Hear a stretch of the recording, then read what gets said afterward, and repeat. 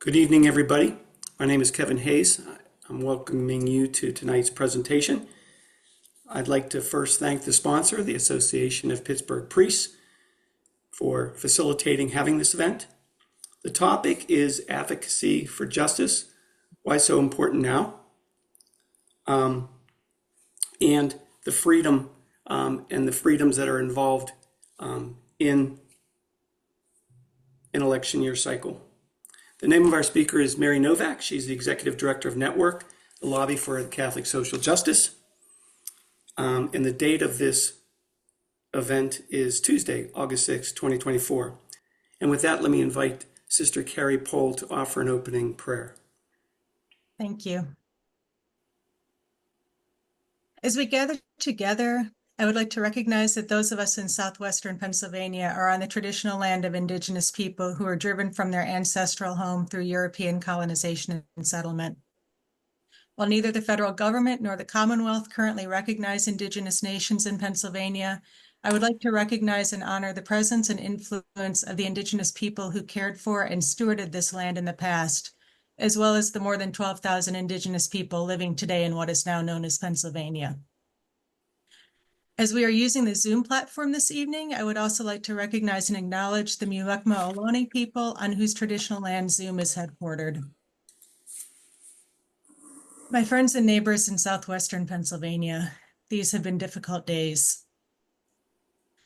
Following the attempted assassination of Donald Trump and the murder of Corey Comparator, I sat down and compiled a list of the traumas and tragedies that our region has endured since 2000. Despite having only 1/4 of the population of New York City, Beaver and Allegheny counties have sustained twice the number of mass shootings over the past 25 years, all of which were perpetrated by locals, 3/4 of which could be considered to be hate-based, one of which remains the deadliest anti-Semitic attack in U.S. history. Of the hate-based mass shootings, I'm connected to 4. In 2 cases, I know victims, and in 2 cases, I know family members of the perpetrator. I would imagine that many of you have similar connections. In 2023, despite not being a hub for anybody, TSA confiscated as many guns at Pittsburgh International Airport as at LaGuardia, JFK, and Newark combined. This year, they've confiscated grenades. In 2020, a Black Lives Matter protest in Pittsburgh saw a white guy instigate a riot in which a police car was torched, while another protest in Beaver Falls saw a white person plow their car through the crowd. We had an anti-quarantine protest attended by a white supremacist militia happening at the same time that we were experiencing one of the nation's deadliest nursing home outbreaks of the entire pandemic. Over 80 people, among them both residents and employees, died from COVID that was contracted at Brighton Rehab in 2020. 10 years ago, Westmoreland County experienced a mass knifing at Franklin Regional High School, where some 20 students and a security guard were slashed and stabbed in a crowded hallway after a fire alarm was pulled. This week, that same county is mourning a 10-year-old child stabbed to death by another child, as well as a 73-year-old woman stabbed to death by her own son. If there are friends or members of any of those 3 families on this call, I am so sorry that you're going through this. In 2019, a man was arrested for plotting to bomb a Black church on Pittsburgh's north side. This year, a synagogue and an LGBTQ affirming church have both been vandalized. Our violence isn't just guns. Our violence is guns and knives, cars and bombs and spray paint. Mainstream media, cable news, and social media foment, broadcast, and cash in on our discord, while political parties, campaigns, and organizations use our suffering to launch their latest fundraiser. For all too many of us, this battleground state has literally become a battleground. Our trauma isn't only caused by violence, though. There are also the explosions. In Beaver County, the 2018 pipeline explosion and last year's train explosion. In Allegheny County, 8 people have died in 3 separate house explosions just within this past year. Baltimore's bridge fell when it was hit by a ship. Our bridge just fell. As we remember in a special way this evening, those who died in Hiroshima and Nagasaki, We're also aware that many of us in Beaver County are regularly given iodide tablets by the Pennsylvania Department of Health in preparation for the disaster we all hope and pray never happens. Chernobyl Part 2, Fukushima Revisited.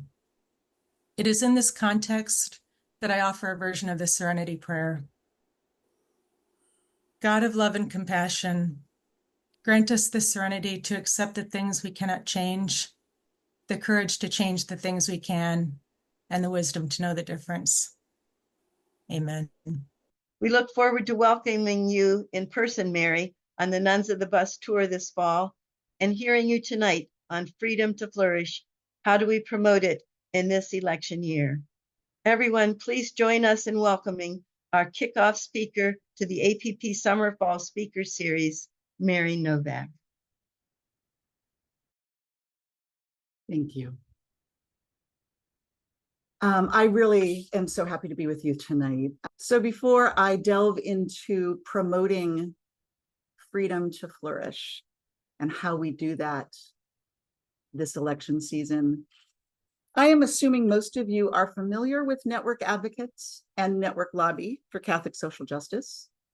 But for those of you who are not, let me do a short introduction. Network was founded 52 years ago by Catholic sisters in the wake of Vatican II.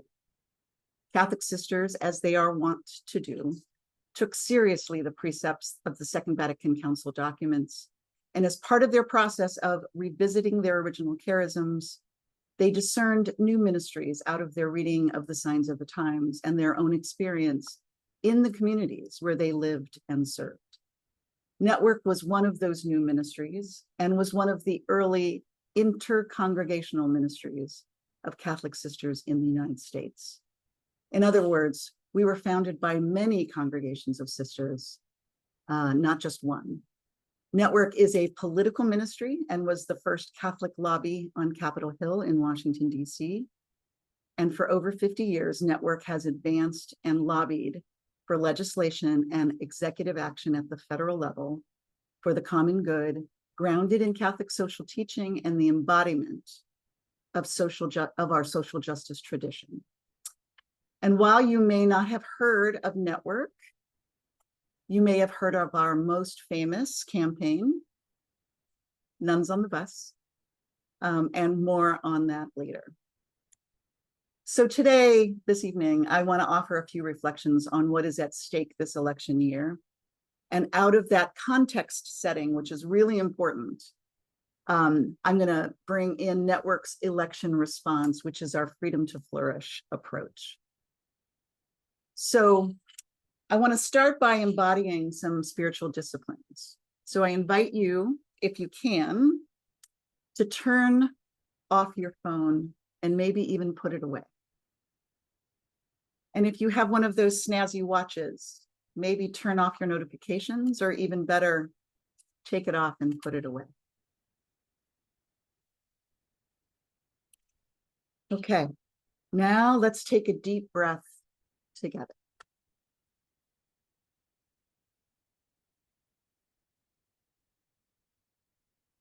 Now, please note how you feel when I ask you this question. When you think about politics, and this election season in particular, how do you feel? Note it. Now let it go. And also, note if your feelings have changed in the last few weeks. Just note that as well. Now, join me in taking another deep breath.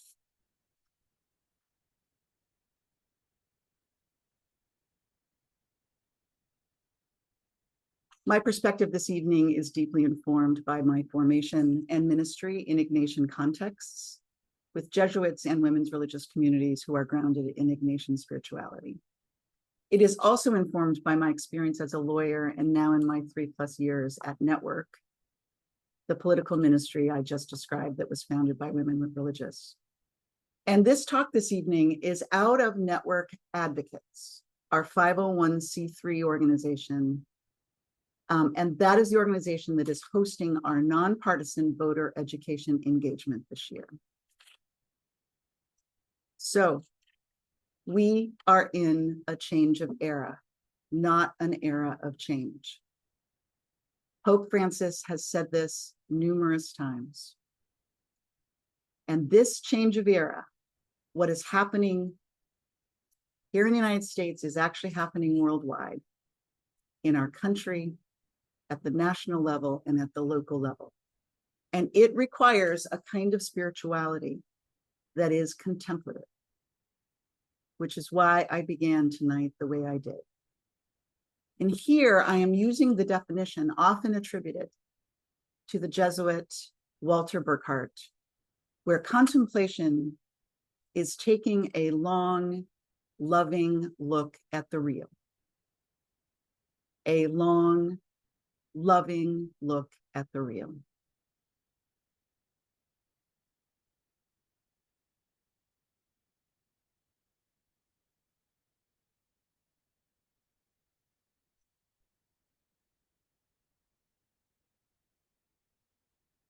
John Lewis said this: democracy is not a state, it is an act. And each generation must do its part to help build what we called the beloved community, a nation and a world society at peace with itself.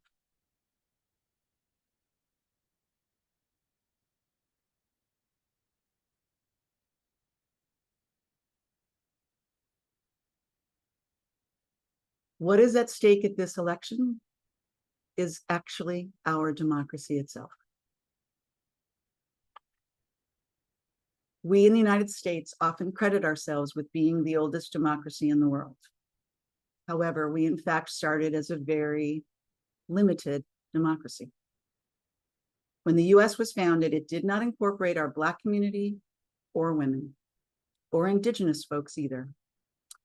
Dr. Rachel Kleinfeld, Senior Fellow for Democracy, Conflict, and Governance Program at the Carnegie Endowment for International Peace, she explains that we have only actually tried to be an inclusive democracy in the United States for 60 years, since the passage of the Voting Rights Act of 1965. Now, this puts us on the same level as the second wave, the countries in the world that became democracies with decolonization. Thus, while our institutions are older and our systems are older, our figuring out how we govern a multi-ethnic, multiracial democracy where one group is not de jure or de facto on top is still pretty new. And the necessary evaluation process and reinventing of our institutions to meet this evolving inclusive democracy is also in the early stages. Now, to this baseline context, let's add the fact that in less than 20 years, by 2040, most demographers predict the overall racial composition of the US will change. By 2040, it is estimated that whites will no longer be the majority population in the entire US. And as you know, in the United States, this has actually been the situation only in 2 states, California and Hawaii. I am from Northern California. That's where I grew up, in a multiracial, multi-ethnic, multi-faith microcosm. This is now going to be the case for the entire United States by 2040. No other democracy has tried to become a multi-ethnic, multiracial, multi-faith democracy while experiencing a demographic shift of the dominance, especially dominance in positions of power, otherwise known as white men. So with the passage of the Voting Rights Act in 1965, we really began our inclusive democracy experiment, and that is precisely when the political parties started sorting racially, and that sorting has continued.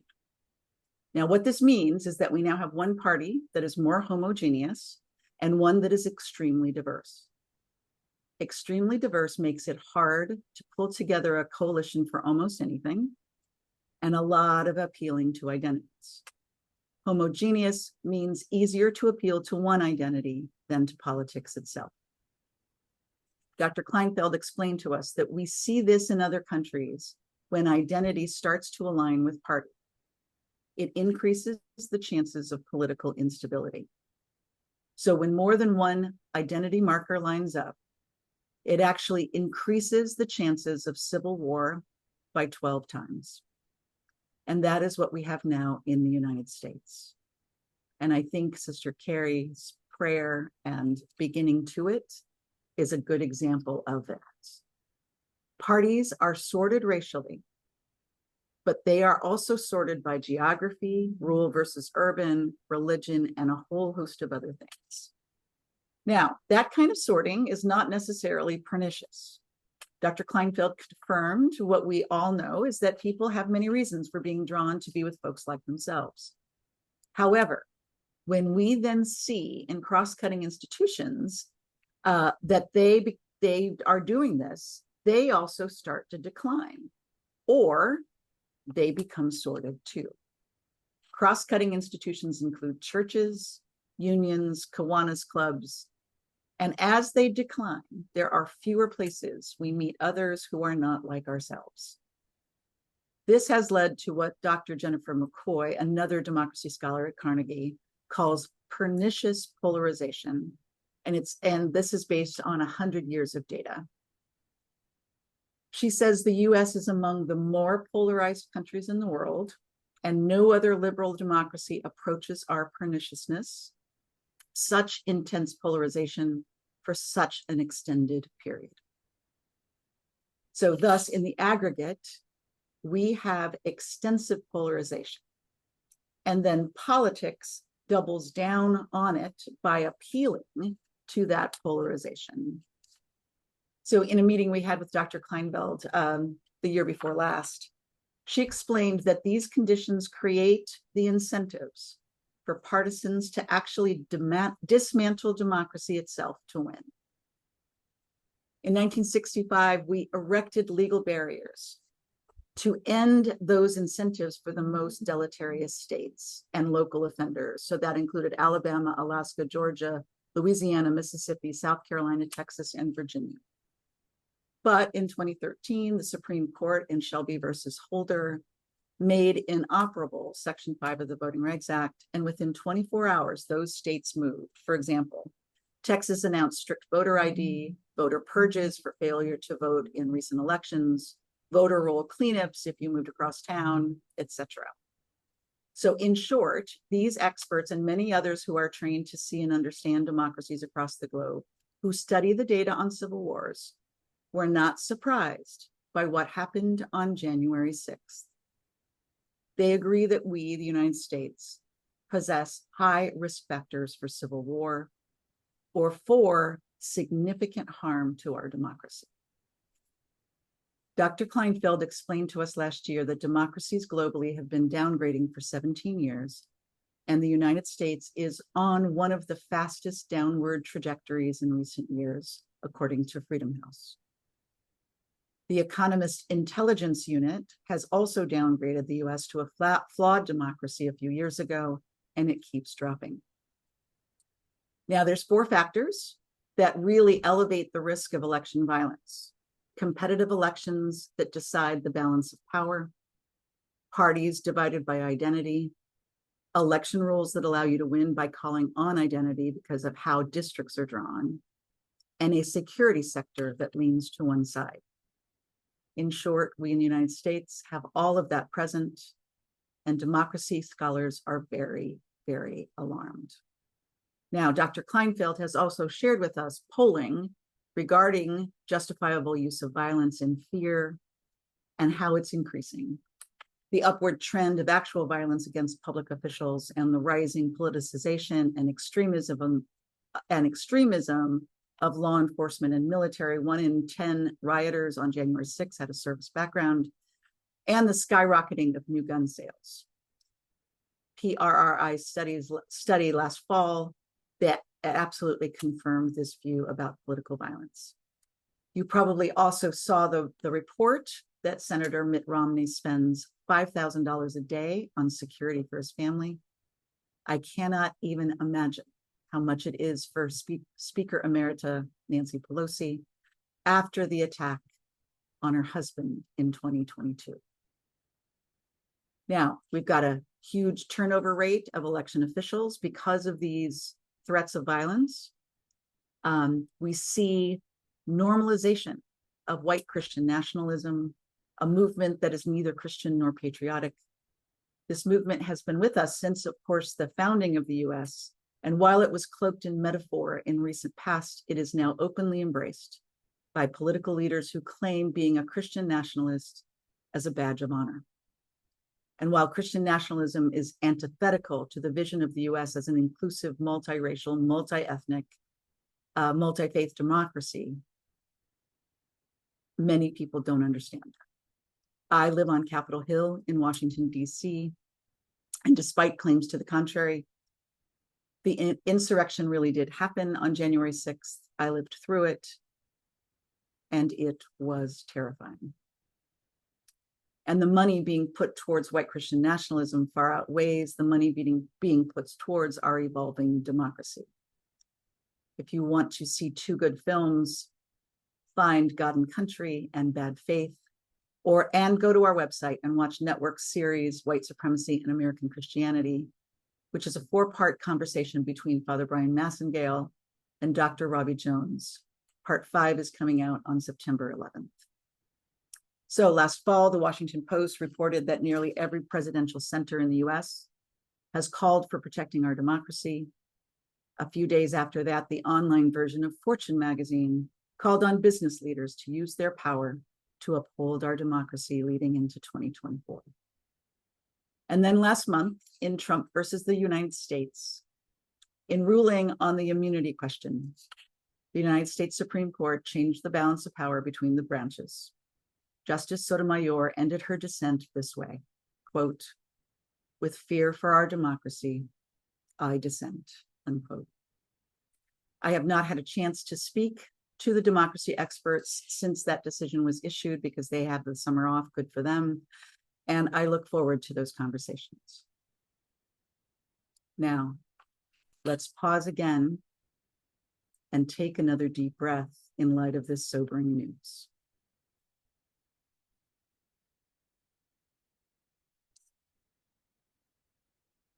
Now, there is some good news. Global declines in democracy are still happening, but it is slowing, according to the Freedom House report a few months ago. And the US gained a point due to the 2022 largely peaceful midterm elections. The summer of 2023 was a summer of accountability regarding the political violence that we saw all over the country, illustrating that in some ways our systems are still working. Now, all of that was true until the assassination attempt of former President Trump. So while complicated, this does mean that we can actually do something about this trend when we take seriously what is at stake and when we pull together.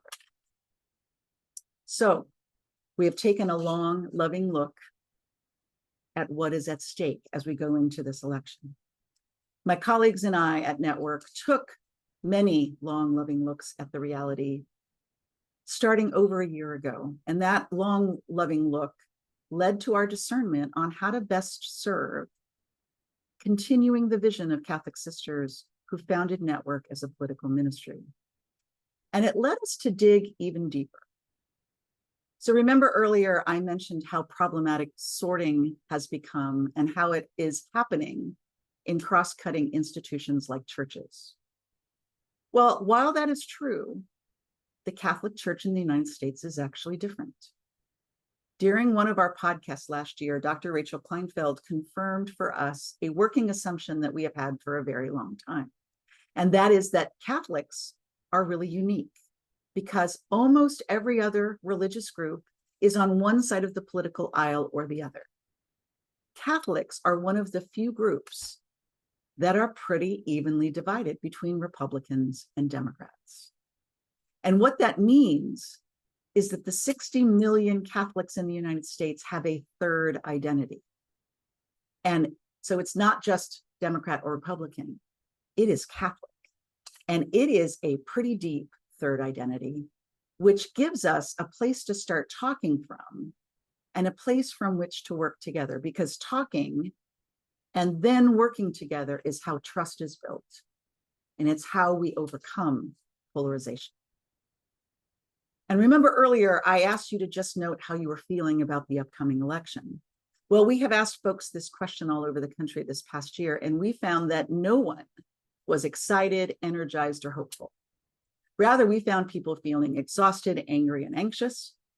And that was not surprising, because it was consistent with a Pew survey that we had read that found that 65% of Americans say they always or often feel exhausted when thinking about politics, and 55% often or always feel angry. Now, given what it is at stake at this moment in this time in our country and in our world, while this is understandable, it is hugely problematic if left unaddressed. Left unchecked, this could lead us to do one of the two things: disengage or burnout. Disengaging is problematic precisely when voting matters, and could play right into the hands of anti-democratic forces that want to claim political space and power right now. But burning out is problematic for obvious reasons. My faith leader colleagues here on Capitol Hill at Sojourners, Faith in Action, Children's Defense Fund, Bread for the World, to just name a few, all of us are very concerned about the mental, physical, and spiritual toll on our colleagues, who are taking too literally the phrase attributed to St. Ignatius that we must pray as if everything depended on God and work as if everything depended on me. So neither approach is sustainable for us as individuals or as faith communities. Now, with the head-spinning events of this past month, from the debate, the assassination attempt, one candidate stepping out and another in, and the stock market plummeting yesterday and the vice president announcement today, there is a lot of new energy. That said, it is still very noisy and wild energy. And people continue to be either exhausted or wanting to check out. So from a spiritual perspective, it is still rather ungrounded. So even before all of these events, my colleagues and I at Network found that many folks were not equipped with how to think and talk about this election grounded in their rich Catholic faith tradition. And so we put together an approach to equip Catholics and Catholic adjacent folks, people of goodwill, as many popes often say. So taking all of this and more into our discernment, we decided to spend the first 3 months of our campaign this year educating Catholics how to engage this election season, given how large the Catholic population is. And in March, we soft launched our nonpartisan campaign entitled Vote Our Future, Everyone Thrives, No Exceptions. And since then, we have equipped close to 1,000 Catholics and people of goodwill with the resources, messaging, and action steps they need to be multi-issue voters and to talk to their friends, family, and communities about how to protect the freedoms essential to a multiracial, multi-faith democracy this election year. And we have done this through a number of 4-part virtual trainings and modified versions in person. And we have also done it on faith-based college and university campuses. And I'll just read you 3 comments from folks who have gone through the trainings. Your sessions give direct, usable, doable actions for anyone who wants it. When we apply this information, results happen. This voting season is a critical moment in our democracy. Another person said, I've been feeling hopeless and fatigued about the election. I needed to learn concrete ways to be an active citizen and not just rely on my singular vote. The workshop got me thinking about specific things I can do and to gain control and not just throw my hands up in frustration. And finally, I appreciate the comprehensive social justice approach. I am better equipped to discuss these issues now. One of the biggest regrets of my life is that based on preaching from the pulpit, I voted on one issue in 2016. Now, while time does not permit me to cover all that we present in the trainings, let me highlight 2 foundational pieces: multi-issue voting out of our faith tradition and the freedoms we all deserve in our pluralistic democracy. And for those of you who are near Louisville, Kentucky and want more, we have one more training left this season, and that starts on October 24th. So let's start with multi-issue voting. We all live multi-issue lives, period. That is also clear from the gospel, Catholic social teaching, which of course is rooted in the gospel, and the lived realities of all of us, that we are called to care about many issues and many people. Network has had that clarity from the beginning in 1972. In our very first newsletter, we provided our members with a list of 11 issues to consider for our legislative agenda. As our founding director, Sister Carol Costin, told the Washington News back then, she said, quote, "We felt that if the message of the gospel to feed the hungry and shelter the poor was to be translated to the 1970s, there remained much work to be done. And in 2024, we still have much work to do." So Pope Francis articulated a framework that supports the importance of being a multi-issue voter. And he did it. I'm sharing my screen again. He did it in his 2018 apostolic exhortation, Gaudete ex exultet, or, rejoice and be glad. I'm not very good at my Latin. Pope Francis begins paragraph 101 stating, "Our defense of the unborn needs to be clear, firm, and passionate." And then he names all of the other issues that are indeed equally sacred. He says, "Equally sacred, however, are the lives of the poor, those already born, the destitute, the abandoned, and the underprivileged, the vulnerable infirm, the elderly exposed to covert euthanasia, the victims of human trafficking, new forms of slavery, and every form of rejection." In paragraph 102, he continues, "We often hear it said that with respect to relativism and the flaws of our present world, the situation for migrants, for example, is a lesser issue. Some Catholics consider it a secondary issue compared to the grave bioethical questions that a politician looking for votes might say such a thing is understandable, but not a Christian for whom the only proper attitude is to stand in the shoes of those brothers and sisters of ours who risk their lives to offer a future to their children." Pope Francis says, he ends by saying, "We cannot uphold an ideal that would ignore injustice in the world."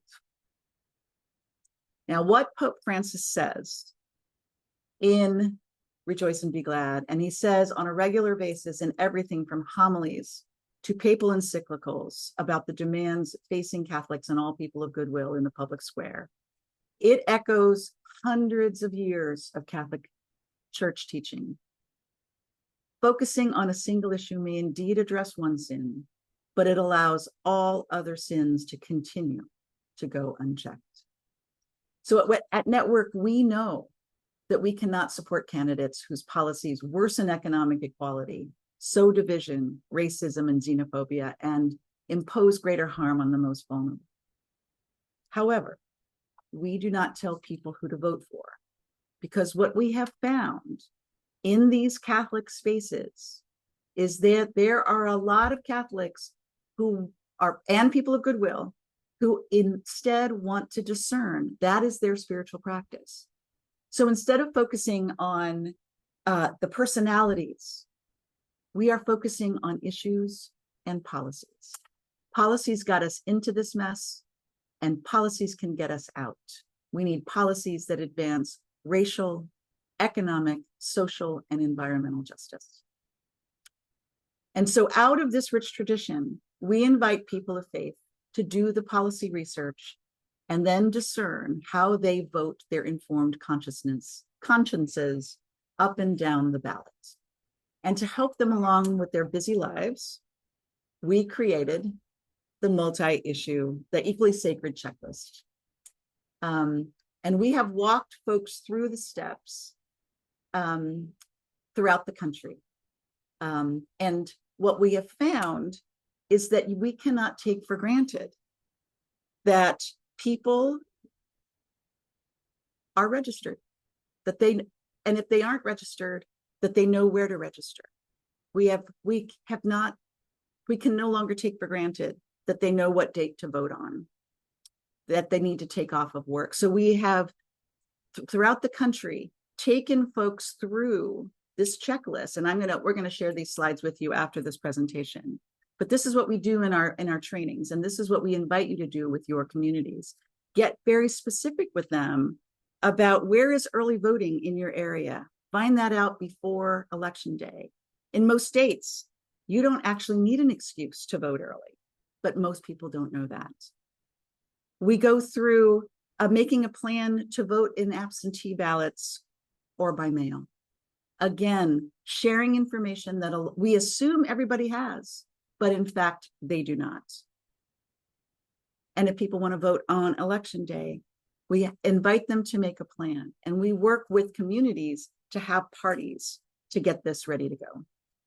And so from developing a voting plan, early voting, absentee, and election day voting, we have found giving people these basic steps, which may be something you all know for sure, but I guarantee it, the people in your surrounding communities and friends and family maybe do not.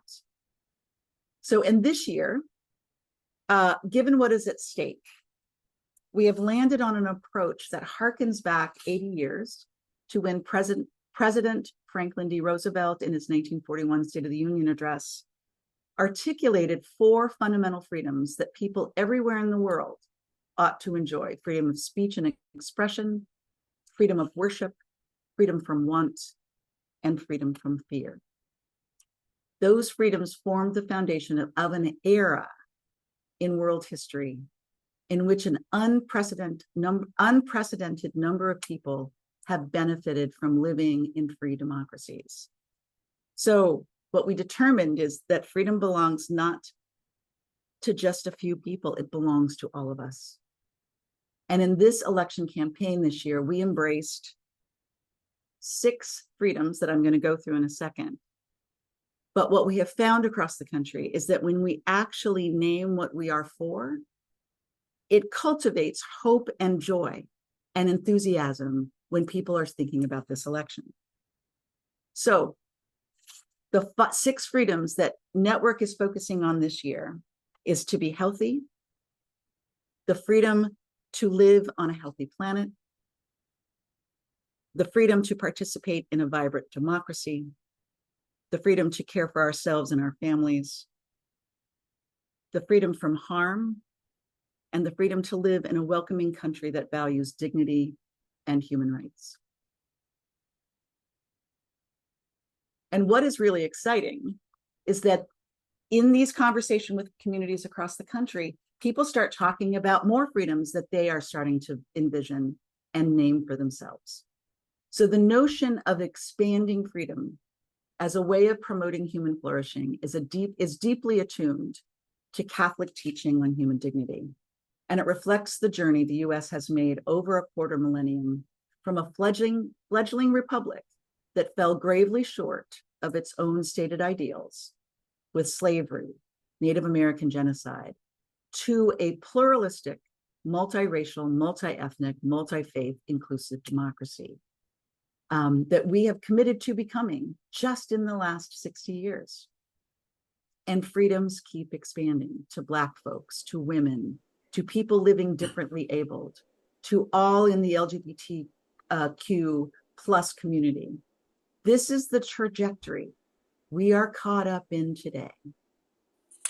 But to continue it requires action from all of us to keep bending the arc towards justice. So talking about protecting democracy, however, really doesn't come to life for folks. And we also found that out in the early days. So we stopped doing lots of talks about democracy and we started to enumerate the freedoms we associate with democracy. And that is a completely different story. It becomes real for people when they talk about those freedoms and what they can do with them, like vote, afford their house payment, get medical care, escape crushing debt, or simply live in peace and safety. And that is what we found over and over again in our trainings. As we articulated and dug deeply into the freedoms that everyone cares about.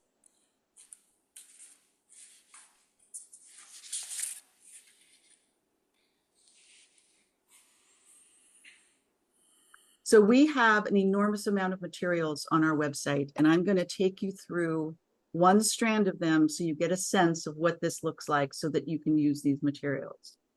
So this is the freedom to be healthy. And that's the first freedom we articulated.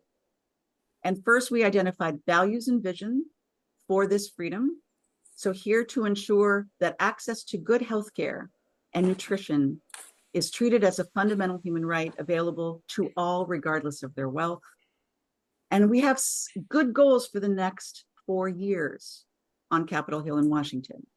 Protect and expand healthcare for all and end the injustice of medical debt. Reduce the cost of prescription drugs so patients can afford life-saving medicine. End the terrible Black maternal health crisis and end hunger, which is actually quite possible if we changed our public policies. Now, so we then wanted to give people resources to dig deep into each of these issues. So this is our Vote Our Future website. It's networkadvocates.org. And here you have that you can, what is the equally sacred issues? You can click there. Let's go to become a multi-issue voter. And if you scroll down, you will find so many resources, how to talk about the race class narrative approach that I'm actually using tonight, how to have group conversations with the equally sacred checklist, how to do a voter registration drive, how to host a ballot research party. So these are all the resources you need for that, how to write a letter to the editor. So let's go to the healthcare freedoms. We've developed this equally sacred issues study sheet. And so here's the Catholic social teaching up at the top that we give you. And then we lay out the current reality. We've done all the research for you. It's right there. Medical debt is the leading cause of bankruptcy for all people in the United States. That's a devastating fact. Black, brown, and white. 13% of US adults and 1 in 5 people of color know a friend or family member who died because they could not pay for needed medical care. Okay, I could go through the hard statistics, but then we tell you the wins. Look, the 2022 Inflation Reduction Act massively decreased healthcare costs and made the promise of the Affordable Care Act a reality. More than 21 million people have affordable health care because of the Affordable Care Act. 41 states have finally expanded Medicaid, supporting the Biden administration's American Rescue Plan Act. Now our vision, we lay it out here. Together, we will ensure healthcare for all. And this is how we're going to do it. We're going to work to expand the coverage for millions of people, to ensure that all states, not just 41, have access to the expanded Medicaid. Now, I'm not going to read you all of this because I just wanted to show you this, and this is just for one of the issues. Then let's look at making prescription medicines affordable. We've laid out all the data for you right there. The wins, the current reality, the vision, making nutritious food accessible to everyone. We've laid it out, okay? Now, this is what we have done for every single issue that we have on our multi-issue checklist. And these resources have gone out to our 100,000 members and supporters. The equally sacred checklist is being placed in church bulletins all over the country, inviting people to use it as they start thinking about the election. We have materials on the same landing page, like I showed you, to help you put parties together to do this. Oh, I'm sorry. And then just 2 weeks ago, that we are rolling the bus again. Now, since our last in-person, you see me? It just says that my Zoom quit unexpectedly. You are fine. Oh, good. All right. I'm going to ignore that. So just 2 weeks ago, we announced that we're rolling the bus again. And since our last in-person bus tour in 2018, Pope Francis has said some things that have captured our imagination. So in preparation for the synod, he instructed all Catholics to enlarge the space of their tent, to be more inclusive and welcoming. And this past summer, he said that he wants us to build a church for everyone. Todos, todos, todos. So we have taken all of this to heart in creating our 2024 bus tour and have decided to have a mix of Catholic sisters, lay leaders like myself, and our interfaith and secular partners on this bus tour, which we are calling Nuns on the Bus and Friends. So throughout the past tours, going back to 2012, the nuns on the bus have advocated for moral budgets, tax justice, mending the gaps on our social safety net, and that who we elect matters. This year, we are advocating for Catholics and all people of goodwill to be multi-issue voters, because this is the only way to protect and preserve the freedoms that help individuals and communities to flourish in a vibrant, inclusive, multi-faith, multiracial democracy. So this year, it's important to be reminded that nothing is inevitable, that we actually have to vote our future. And as Pope Francis reminds us, the only future worth building includes everyone.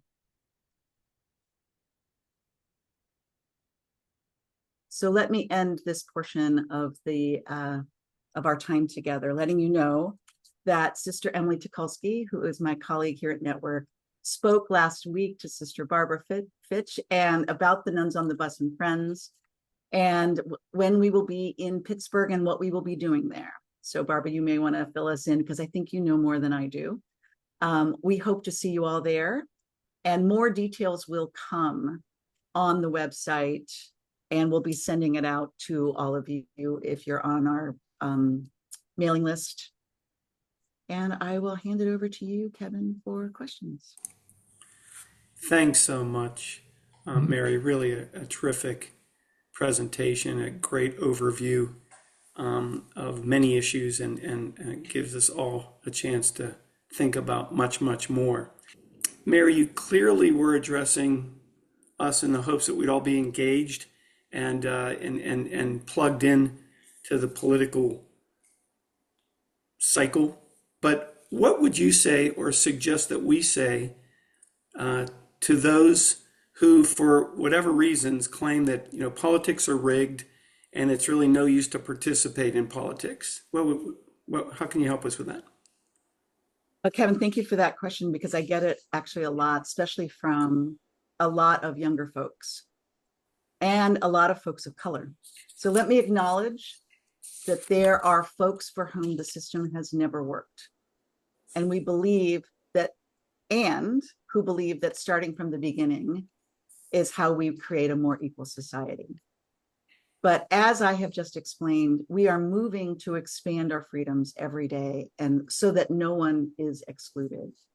And I would ask, is our system really beyond saving? Or is it actively under attack from people who only want democracy to work for them?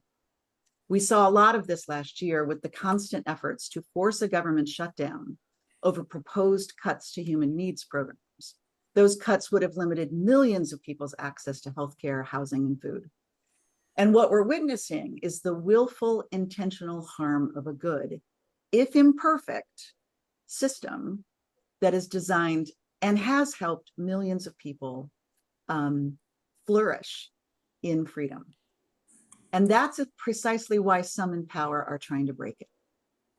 And lastly, never forget that someone wants you and us to feel this way. When we are tempted to be cynical or to despair or to just give up, that is no accident. We have so many channels of information around us, and many of them are dominated by voices who just want to exhaust you, to exhaust us, to get us thinking that there's no making it better ever. And ultimately, they are making a cynical bet that you will do the wrong thing either for selfish reasons or out of apathy or exhaustion. And it is a challenge to overcome all of that, to shake it off, the feelings of helplessness, and to move into action. So that is why our communities of faith, like this one that I have the privilege of joining tonight, this is why we are so important together. So at Network, this is at the core of our identity. We have a track record of over 50 years of educating and organizing people of faith and goodwill to engage the work of pushing for policy changes that expand people's freedoms and build up the common good. But we work in community. We don't work with just individuals. We meet with communities. We have teams. People of faith, people, not just individuals, are so critical, and especially in moments like this. So our advocacy presents a stark and authentic counter to the ugly lie of Christian nationalism, especially in its white Christian nationalistic form. Time and again, people of faith have exemplified what it means to work for the common good as an integral part of living the gospel. You all know that because you do it with your lives.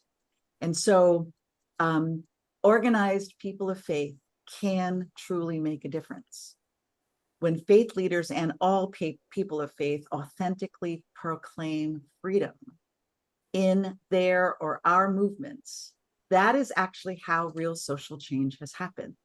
When people on the ground claim freedom, it will continue to happen in this country if we all stay in it. And as icing on the cake, what we have found in our workshops is that naming what we are for absolutely does cultivate hope, joy, and peace. Thank you. Sister Barb asks, when we talk to people about the equally sacred checklist, Yeah. how can we engage people on the fact that there are moral issues and political issues? But a lot of times people immediately think they're political and then don't want to talk about them. So what's your recommendations? Well, Sister Barbara, we find that all the time as well. And I think the pastors in the room, the preachers in the room, you know this. As soon as you get near politics, people get upset. They're like, don't do politics in the faith world, or I just don't do politics. And as we know, Pope Francis says we are required to engage in politics as part of our spiritual lives, right? And as Christians. I love Fratelli Tutti's chapter 5, A Better Kind of Politics. When I read it again, right before I came to this position a few years ago, I realized that women religious have been living a better kind of politics since 1972 when they founded Network. That politics, nonpartisan politics, is constitutive to our work of justice. So without more particular, Sister Barbara, I don't know what else to say, but I would invite you to clarify if that doesn't respond to your question. Yeah, well, it is the challenge that we all have, and that many of our pastors in particular are allergic to. We don't talk about issues in church. It doesn't belong in church to Right. begin with. And then Joyce can probably share with you, she shared the checklist with her pastor, and he responded, "This looks like the Democratic platform." Well, I would hope that it's part of the platform. However, it's more of a moral charge to live the gospel over than being on anybody's platform, so. Well, and you're exactly identifying the real challenge in this election season, Sister Barbara, because the Catholic common good issues that Network has been advocating for 52 years, all of a sudden they line up with only one party. And so we get accused of that. But we challenge the Democrats as much as we challenge the Republicans. I mean, the Democrats have not been good on immigration, and I can continue down that road for a while. Gun control is another one, right? And so if you're in your church, I mean, some churches, you may not have pastors who are willing to go there. But we have found this election season, especially after January 6th, more and more pastors are willing to embrace the equally sacred checklist. And what we have suggested they do if they want to bring in the abortion issue is say, put on the left side of the bulletin the first part of that paragraph, which is protection of the unborn is unflinching, right? I'm not doing the exact wording. And equally sacred are these other issues. And church after church has found that as a really nice way to approach it. And then you don't have it necessarily looking like a Democratic platform. So that's a suggestion I would bring you all. Mary, Steve Calme asked a question. First, he said, thank you, Mary. But then he points out the elephant in the room, and that's a pun that I added intentionally, which is he asked, if I saw correctly, abortion was not on Network's very good multi-issue health freedom one-pager. Yep. And Steve adds, I worry that makes it hard to earn credibility with current one-issue abortion voters or anti-abortion voters. Can you share how Network decided not to include abortion as one of the important health issues in its literature? Yeah. In 1972, Sister Carol Costin went over to the Bishops' Conference as she was putting Network together. She is an Adrian Dominican. She's still alive and kicking. And she went over to the Bishops' Conference and she looked at the file cabinets that of all the issues in the Peace and Justice office that they worked on. There were 3 file drawers on Catholic schools and abortion. 2 file drawers, 2 full ones. The bottom drawer said other issues. And Sister Carol Costin said, Network's going to work on all the other issues. So Network picked up the multi-issue framework, but also a clear decision not to duplicate what others are doing. So actually, we don't work on the death penalty because the Catholic Mobilizing Network works on the death penalty, and they're a single issue organization. We don't work on human trafficking. That's also not on our checklist. We chose the issues that we have historically worked on from the beginning. And we invite people to talk to us about the issues that are not there, because there's a lot more than abortion.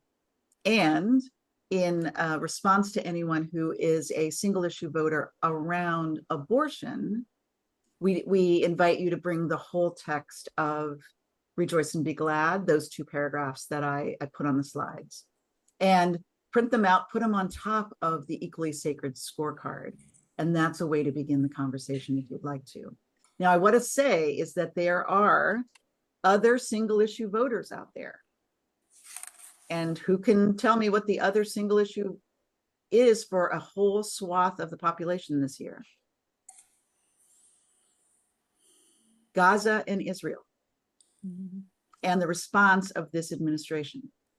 And so there's a whole swath of younger folks who are also thinking that that's the only issue that they will decide this election on. And so I was out at Stanford with my colleagues, Sister Eilish and Kristen Scholl, doing a training with the Stanford Catholic community. And there was a lot of young students who just left the encampment, came over for our training, and then went back to the encampment. And we took them through the multi-issue checklist, or the checklist. And they said, oh my God, I'm doing what I accuse the other side of doing, of being a single issue voter. on Israel and Gaza. And we said, it's just good that you noted that. So take that into your discernment as you talk with your community in the coming months about how you want to inform your conscience so that you can discern how to vote best. Thank you. Mary, I'm going to pivot a little bit and ask you something more personal, Sure. and really maybe hopefully of benefit to all of us. I know it'll be a benefit to me. And that is, besides what you put in your presentation, what other spiritual practices do you suggest we engage in this election season? Good question, Kevin. Yeah. So ever since I did the spiritual exercises of St. Ignatius in the 30-day silent retreat form, which was 25 years ago, I have gone on 8-day silent retreats every year. This year's was so incredibly important. I did have to break silence for the debate, but I went back into silence after that.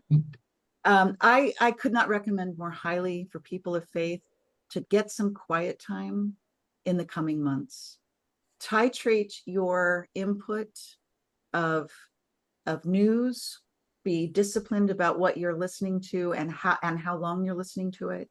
Get out in nature and really let God's first Bible, our creation, speak to us, because it is also about the care for our common home this year, given where the state of our environment is these days. Practice deep listening to each other. Practice deep listening to people who are really different than you. Because on the other side of this election, no matter how it comes out, we will still be polarized for a long time. And the anti-polarization work begins today in this election, but it continues afterwards. So start those relationships, keep those relationships, practice nonviolent communication, practice deep listening. For my colleagues here at Network, many of whom are Black and Brown, we actually bring in psychosocial support for them, because the results of this election could be devastating for certain communities. The last one I'll mention is a practice that is crucial for today's Christians in the United States, given the demographic shifts that we are experiencing, and that is to open ourselves to images of God that are not white, especially as we navigate this demographic shift. So over the past 25 years, when I'm not ministering in a faith community on Sundays, I have worshiped in Black Catholic churches in the United States and in Kenya. And in those spaces, Jesus is not a white man. Being in these spaces with images of God quite different from my own early formation with white men depicted as God, I have grown in subtle and not so subtle ways beyond my Eurocentric formation. So in conversations with many Black faith leaders, I've been struck by how often they talk about how we pray matters and who we pray to matters. So I am sharing now the image of the risen Christ that is above the altar of my current parish in Washington, D.C., St. Teresa of Avila.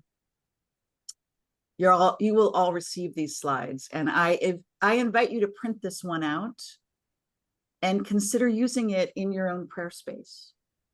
I give talks all over the country, and I actually print this out and hand it out to people. There's a prayer practice that's like Lectio Divina. It's Visio Divina, where we look at images in our prayer. So I recommend you look that up if you're interested. But we have to prepare ourselves for what is coming in our country, which is very exciting. And it is scary for a lot of folks. And so we just have to be ready spiritually ourselves. Thank For you. the question, Kevin. Wanted to maybe talk a little bit and continue that with, how do we build bridges? So I'm going to share two questions in one. Okay. And you can go with it where you wish. But Mary Nolan asked about, the silence of U.S. bishops is deafening, and goes on to speak about the fact that many, not all, but many, certainly the majority of U.S. bishops seem to be very single issue focused on the abortion issue, and consider that pro-life, whereas, what the equally sacred checklist would be, probably many on this presentation might agree, would be more pro-life, but certainly pro-living. And, you also don't hear the bishops talking about, they don't make many public statements about the mass shootings that occur, or, the terrible treatment of immigrant families at the border, etc. Likewise, Anita Wade said, she's so impressed by the work and advocacy of the Catholic Social Justice Network, and it's really the first time she's hearing about it. And has there been consideration about presenting the program you presented or something like it, to build the Catholic common good through like the EWTN network, or through, and how could we get it into more Catholic dioceses with more visibility, which I'm sure you and Network have tried to think about for over 50 years. So what are some of your thoughts on those issues? Those are both really excellent questions, and we could spend a whole hour on each one, which we don't have that opportunity tonight. I first want to talk about the U.S. Conference of Catholic Bishops, and I want to distinguish them from individual bishops. The U.S. Conference of Catholic Bishops is actually going through a really hard time right now, and there's lots of reasons, some of which I know, and I don't know all of them. They've had significant financial issues. They've just laid off, I think, 2/3 of their peace and justice staff. And there is division within the bishops, which is not news to anyone. They are going through this change of era the same way our country is going through this change of era. We're in a paradigmatic shift, and those bishops represent the United States pretty well. So their division amongst themselves is not surprising, because they represent folks from across the country. Now, individual bishops are speaking out all the time, and they are doing prophetic work. I mean, I see that you have, Bishop John Stowe coming soon, or you're going to be meeting with him in person. What a hero, right? Bishop John Wester from New Mexico, right? So there are incredible statements that actually both the USCCB and individual bishops are putting out all the time. We just had a meeting with the bishops. A bunch of the Catholic leaders met with their staff today and said, how come the world doesn't know the good work you do? They only see, the negative stuff. They put out incredible statements on the environment, but that does not get out there in the way it used to. So in light of their shift, we're in conversation with them about how to work more closely, and they can amplify our work and we can amplify theirs. There will be times when they can't do what we do. We're a separate 501c3. Women religious have the privilege of being able to be on the margins of our church, lifting up the margins. That's what they've done since the church began. That's not the role of the USCCB. Their role is at best to be in creative tension with the margins, because they're about conserving the institution. Now, at its best, it's a creative tension. And when it's at its worst, it's just confusing. So they too are in the midst of this paradigmatic shift.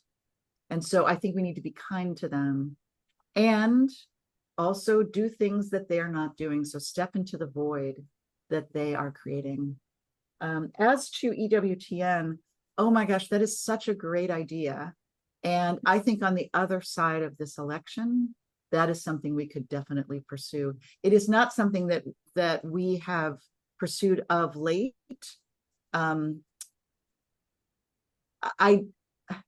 think people will understand this. Sister Simone disagreed with the U.S. Conference of Catholic Bishops in public 14 years ago. And that was not viewed well by part of our church. So getting into EWTN back then would have been very difficult. Things have shifted. And so reapproaching them could be something we could do. And fast forward in 2017, when the Trump administration was trying to roll back the Affordable Care Act, the bishops and network worked absolutely hand in hand to protect healthcare for the millions of folks in the United States. So it is a constantly shifting world in politics, and you will have partners for a few years, and then you have to have, be in different places, and then you can come back together. So your good questions are actually helping me think about new places or old places to go back and explore. The last thing I'll say is, as to getting our materials out into the diocese, that's happening more and more because more and more bishops realize the threat to our democracy that this election presents. Thank you. We have time for just a quick response to this, but I wanted to get it out there, which is, what other action or actions do you suggest any of us do at this juncture? I just happen to have a slide on that. So this will come to you all when you receive the slides from us, but this is the engagement that we propose you all to do. Hold courageous conversations, share the checklist, write letters to the editor, post on social media, call and text and email your friends and family. Go through these. I'm not going to read them to you. But there are so many actions that you can do that we need you to do. And engage with the other incredible nonpartisan partners that are out there. There's a list of them on this last slide. They hold ballot research parties, host a voter registration drive, serve as a poll worker, serve as a poll watcher, serve as a poll chaplain. We are part of Faith United to Save Democracy. They're holding trainings if you want to be a poll chaplain. So all of that are our actions that are on the slides that you will receive from me, well, from the good friends of our hosts. And those are the additional actions we recommend. Wow, good stuff. Thank you. Okay, well, that ends the open forum for tonight. So thanks, everybody, for putting your comments and your questions into the chat. Much appreciated. Mary, at this time, would you like to make a 1-minute closing statement? Actually, my closing statement is a pre-prayer, because I know we have a closing prayer. But it really is to underscore how important our spiritual lives are in the midst of this time, this change of era. So I bring to you this prayer for a more just world. Loving God, move us to love in concrete ways as we seek a better future for all of our children. Open our eyes to the values of the social teaching of the church. Give us the energy and courage to reject fatalism. Grant that we may be guided by Catholic social teaching, so we may be a part of creating the systems and structures of grace that it will allow all human life to flourish. Let us work for a more just world, moving to a better kind of politics, one that helps us to proclaim the joy of the gospel, that builds a loving society and the reign of God. Nurture hope in our hearts, guide us forward, and give us a sustaining vision of a renewed human community in a renewed creation. Amen. Amen. Thank you so much, Mary, for being with us, for blessing us with your thoughts and your encouragement and your hope.